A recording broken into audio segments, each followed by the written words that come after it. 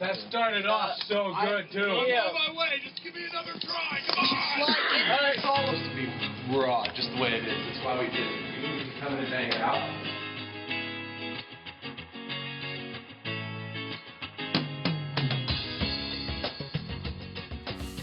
It sounds so hippy-dippy, but I was really grabbed by music to the point that I felt it was time to leave 7th Street Graphics and pursue a different career. So I sold my share to the company to Robbie, who took it over, and he continues to run the company not only as well, if not better. He has a second location. He's doing excellent, and I pride him on that. I took a different route. I decided to be a full-time musician. I landed with this group called Maceo, and I really felt we had the chance to go somewhere, so I started taking over management duties. I financed an album. I then worked on getting us radio airplay, and we eventually had heavy rotation from Maine to Texas. Followed that up with a New England college tour. I mean, we were really starting to make traction, and we landed on the radar of RCA Records. And even though they didn't want to give us a deal, they were starting to prime us for a future deal with the company. Unfortunately, in music, sometimes those things, they don't last.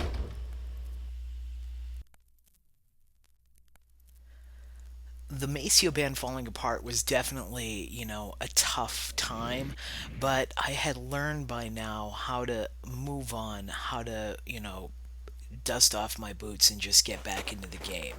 And I knew that I wanted to be in the music industry, and I knew that I could utilize my business knowledge to make that happen, to actually make a living at it. So I decided the best course of action would be to promote myself as an individual. So I started by finding work on some cruise ships through an agent who would eventually become my boss, and more on that in later chapters. And after my first cruise ship contract was over, I returned to land, and during this time I went on a drumming sabbatical, I call it.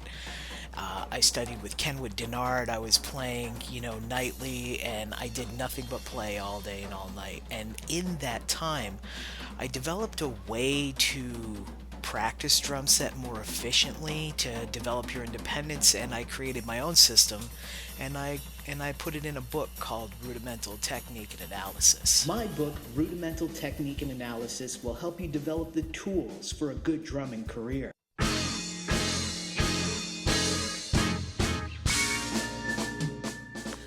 Rudimental Technique and Analysis was a really good venture for me. It opened up a new avenue in my drumming career, which was teaching, which really supplemented my playing. At the height of that business, I had about 40 students between my own private studio, and then I also taught at a small private school the next county over. Then the recession of 2008 hit, which really just took a bite out of everything. I was still doing okay with my playing income and what students I had left, but I felt it was time to move on and try my hand at something different, so I packed up the VW and made my way to Nashville, Tennessee.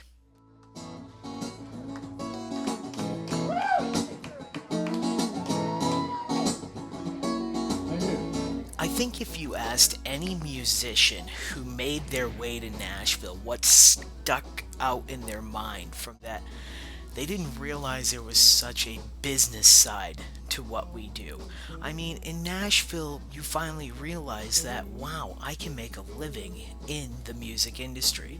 And for me, I started to realize that maybe I wanted to convert my business knowledge that I had from the company, from 7th Street Graphics, into that drive in the music industry, in the business side of the music industry. And I really started to have this reoccurring question in my head. Is it time to move off the stage and behind the curtain?